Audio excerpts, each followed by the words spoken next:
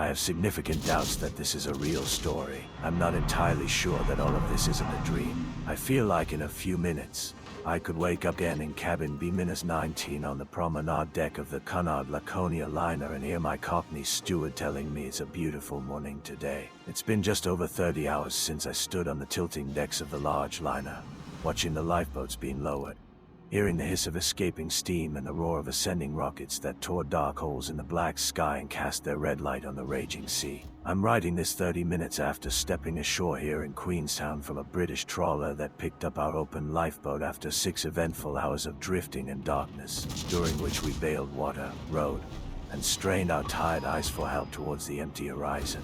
But dream or fact, here it is. Last night off the coast of Ireland, the liner Laconia, with a capacity of 18,000 tons and carrying 73 passengers, men, women, and children, 6 of whom were American citizens, crewed by a mixed crew of 216, en route from New York to Liverpool, loaded with food, cotton, military materials, was torpedoed without warning by a German submarine. The ship sank approximately 40 minutes later. Among the casualties were 2 American citizens, a mother and daughter from Chicago. They were Mrs. Mary Hoy and Miss Elizabeth Hoy. I spoke to a sailor who was in the same lifeboat with these women, and he told me that he saw their lifeless bodies washed out of the sinking lifeboat.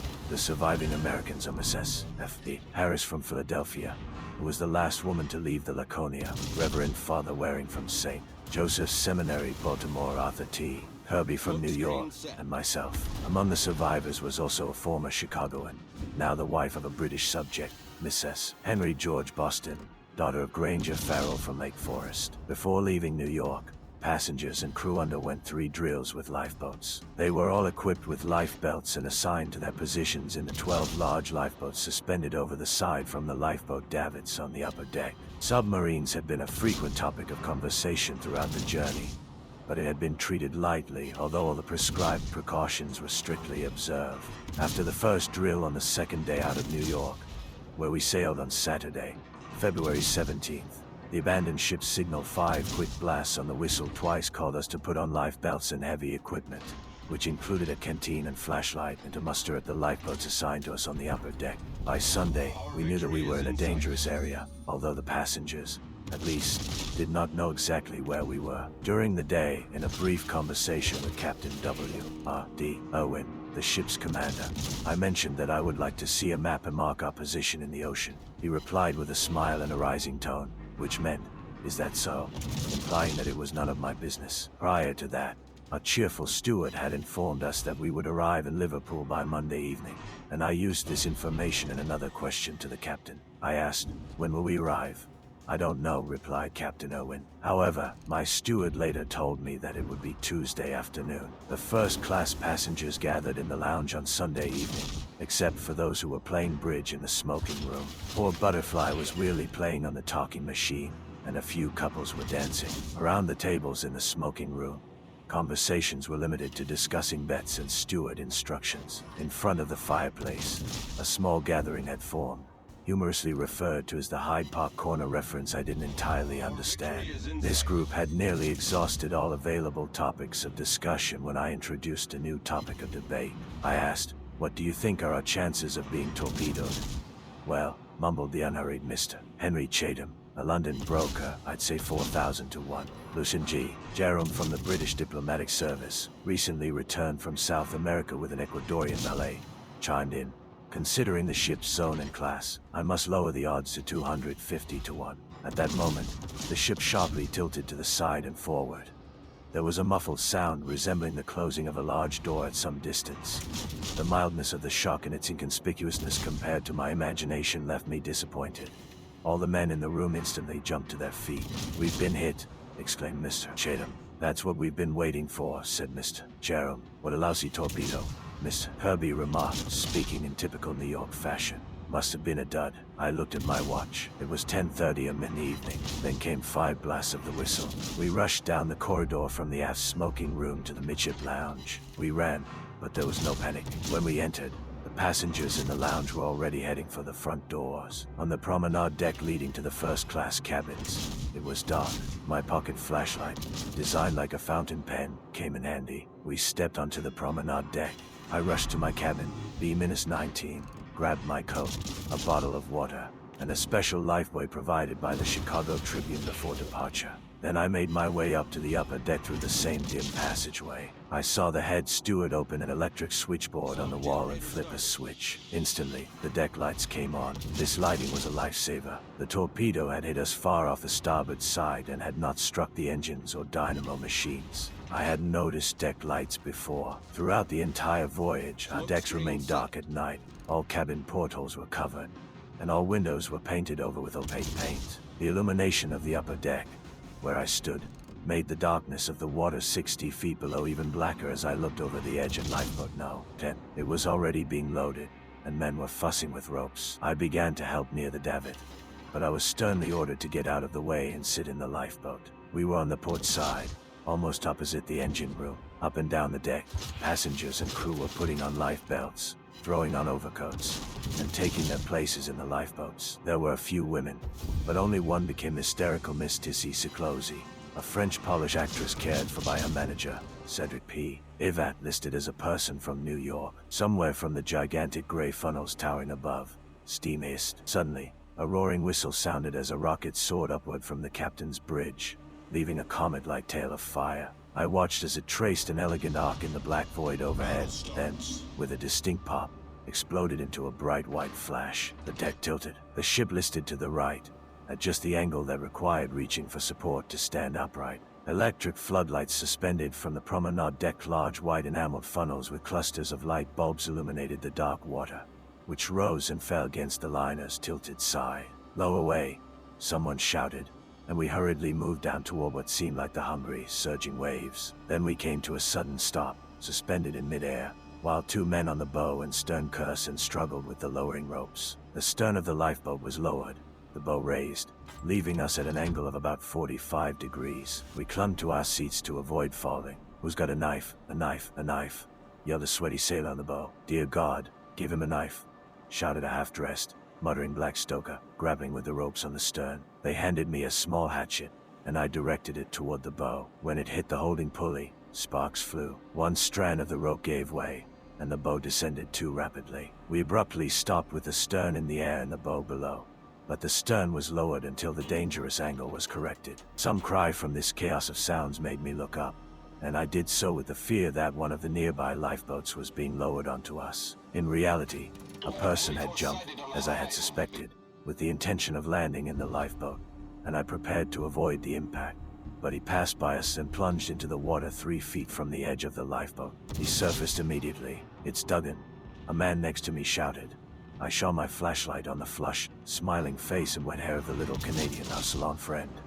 We pulled him aboard. He spat out a mouthful of water, and his first words were, "I wonder if there's anything in the fact that I lit my third cigarette from one match." I was on the upper deck, trying to loosen the rope to this lifeboat. I loosened it, but then got tangled in it. The lifeboat started going down, but I was jerked up, and what ship was that? The correct words, "What ship is this?" came in hoarse English with a German accent from the Dark Wanderer, according to the statement of Senior Steward Ballin, told to me later. "Laconia," replied Ballin. "What? Laconia?" Cunard line, the steward replied. "What did she weigh?" was the next question from the submarine. 18,000 tons. "Are there passengers?" 73 people, Ballin replied. "Men, women, and children, some of them in this lifeboat." There were over 200 people in the crew. "Was she carrying cargo?" "Yes." "Well, you'll be all right. The patrol will pick you up soon." And without further words, except for the almost noiseless closing of the hatch of the conning tower, the submarine set off on its way. I thought it best that my answers should be truthful and satisfactory, sir, Ballin said, literally recounting the conversation to me. I was thinking of the women and children in the lifeboat. I feared every moment that someone in our lifeboat might make a hostile move, fire a revolver, or throw something at the submarine. I feared the consequences of such action. There were no guarantees that we would be picked up anytime soon, although the promise came from a German source, as the other lifeboats, whose passengers, if they felt and spoke as those in my lifeboat did, were more than a little concerned about our situation and prospects for rescue. The weather was a significant factor. The black edge of the clouds looked ominous. They promised a good rain. February has a reputation for bad weather in the North Atlantic. The wind was cold and seemed to be getting stronger. Our lifeboat bobbed like a cork on the waves, which, fortunately, were not too rough. How much harsher weather could the lifeboat endure? Did our rockets get seen? Did the first torpedo disable the radio? Did anyone hear us? Would there be enough food and drinking water in the lifeboat? This led us to take inventory of our small craft, and after much searching, we found a lamp, a can of signal flares, a tin of ship's biscuits, matches. The lamp was lit. A short distance each time we rode up a wave. Other lights could be seen. Initially, the lifeboats were fairly close to each other. One lifeboat came within earshot, and I recognized the voice of the second assistant purser, which I had last heard on Wednesday at the ship's concert. Songs like I Want to Marry Harry and I Love to Be a Sailor were playing. In that lifeboat were Mrs. Boston with her husband. Later, she told me that there was an attempt to sing It's a Long Way to Tipperary and rule Britannia. But the thought of the creeping dark behemoth of destruction that might be part of the immediate darkness led to the abandonment of this endeavor. Who's the officer in this boat? Came a joyful call from a nearby lantern. What the hell do you care? Shouted our half-frozen black man for no apparent reason other than, perhaps, to relieve his feelings. Someone, stick a pin in his brain, damn it, yelled our wise blasphemer, accompanied by warm words that must have relieved the shivers of the black man. Fear of collision between some lifeboats caused a general inclination towards further dividing all surviving small groups, resulting in the small boats soon stretching out for several miles, and all of them trying to keep their bows into the wind. And then we saw the first light. The first signs of approaching help. The first gleam of white radiance deep down on the dark sides of the black cauldron of night hanging over us. I don't know where it came from. None of us could distinguish north from south. There was nothing but water and sky. But the light had just emanated from where we were heading. We pushed our severely ill comrades in the lifeboat, directed their gaze, and awakened in them admiration for the spectacle that gave us hope for a new life. He was there initially, a trembling silver quiver against the blackness. Then, as he approached, he identified himself as a beckoning finger, although still too far away to see our feeble attempts to signal. Nevertheless, we wasted valuable signal rockets, and the ship's baker, self-appointed custodian of the biscuit tins, generously, as if bestowing an honor upon us, distributed biscuits to each of the 23 people in the lifeboat. To the starboard side, lads, sang the old Captain Dyer, his gray mustache literally bristling with joy in the light of a round lantern he held aloft. We eagerly munched, forgetting the tension and the pain in our innards, torn by painful and futile retching, paying no heed to blistered hands and still half-frozen legs. Then the nod of this radiant, happy finger beckoning us, as if to say, "Come on, guys," like a dice player capturing attention with the dice, made us believe that our lights had been noticed. It was a fact because the approaching vessel suddenly lit up with green and red sidelights, and we saw that it was heading towards our position. For a while, we followed its stern as it maneuvered to get into the best possible position to take us on. With a wave that seemed to be growing higher and higher, a megaphone hailed us, approached the port side, and as fast as we could, we darted under the stern and maneuvered to align our side with the ship's side. A dozen flashlights blinked at us, and orders came fast and thick. When I look back on that night, I don't know what was more perilous, our descent from the Laconia or our ascent to our rescuer. In one moment, a swell brought us almost level with the low-slung patrol boat and minesweeper. The next receding wave could have swept us into the abyss, below which the ship's slimy side loomed, water dripping from it. Dozens of hands reached out to us, and we hung in the sturdy, tattooed hands of these brave British sailors, Jack Tars, looking up at the wind-bitten, youthful faces, murmuring words of gratitude and reading the inscription H.M.S. Laburnum in gold letters on their pancake-shaped berets. We spent 6 hours in the open lifeboats, and now they all started approaching one by one. Wet and bedraggled survivors were taken on board, following the rule, first, women and children. The scene of reunification was heart-wrenching. Men who had been strangers to each other on the Laconia shook hands or unabashedly embraced the fragile little wife of the Canadian chaplain, who had found one of her missing children, saved by another lifeboat. She smothered the child with hungry maternal kisses, tears of joy streaming down her face. Lifeboat after lifeboat approached the ship. The waterlogged one with the captain came last. When he was on the deck, his maimed arm hung limply by his side, and there were enthusiastic cheers. The British sailors took off their outer clothing and handed it to the shivering members of the Laconia's crew. The small officers' cabins below decks were given to women and children. Two Laconia stewardesses passed by the boiling containers of dark blue cocoa. Men congregated near the steam pipes in the senior officers' cabins or above the gratings of the engine rooms, where new life was expected to emerge from the rising streams of heated air that brought with them the smell of bilge water, oil, and sulfur from the ship's depths. The wounded, all of the light ones, with back injuries, dislocated legs, or crushed arms, were placed on bunks under the ship's doctor's supervision. The dawn melted the gray of the Eastern Ocean into paint just as the task was completed.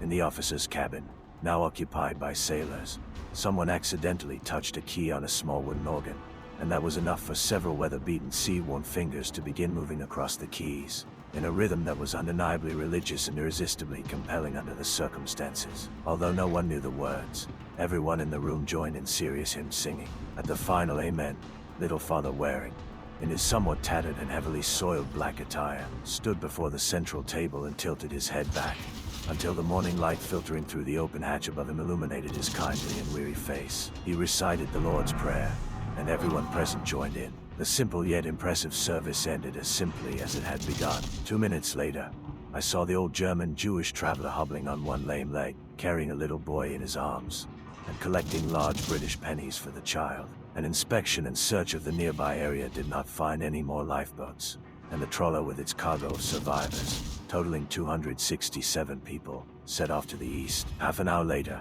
the ship stopped within earshot of 2 identical vessels, one of which had an open lifeboat manned by sailors heading towards it. I saw the hysterical French-Polish actress, her wet and tousled hair, being lifted from the lifeboat and passed up the gangway. Then a little boy, his fresh pink face and golden hair shining in the morning light, ascended, followed by several other survivors, a total of 14 people. They had been found half drowned and nearly dead from the cold in a partially shattered lifeboat that had just sunk. This was the boat in which Mrs. Hoy and her daughter perished, resulting in the death of Cedric P. Yvette of New York, who was the actress's manager. It was not possible to determine whether Mr. Yvette was an American or British subject. One of the survivors on this lifeboat was an experienced sailor named Wally, who was transferred to the Lebanon. Our lifeboat No. 8 broke apart during the descent, he recounted. I was at the bow. Mrs. Hoy and her daughter was sitting closer to the stern. The lifeboat was filling with water rapidly. Trying to bail it out was futile. There was a large hole in the side,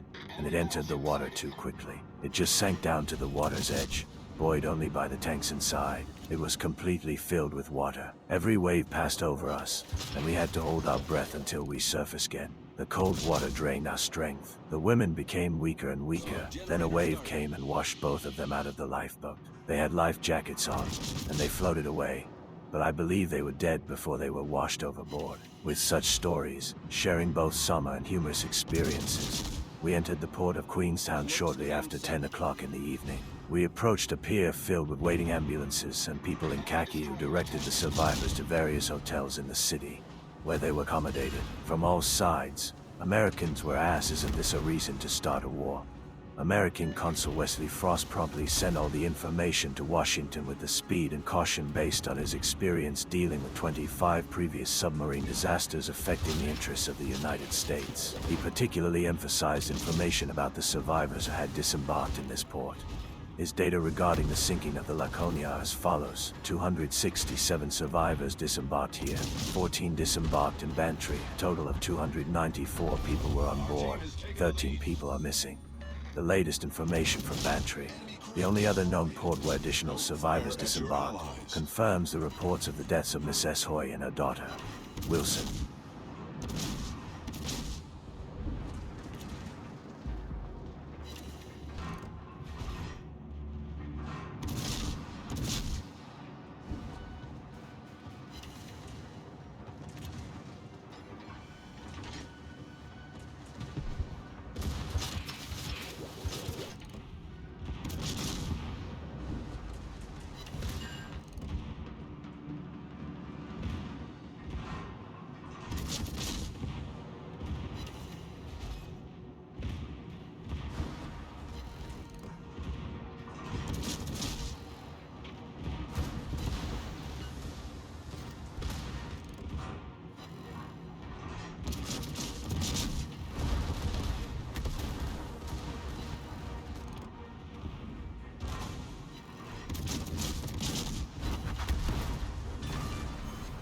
Enemy battleship destroyed.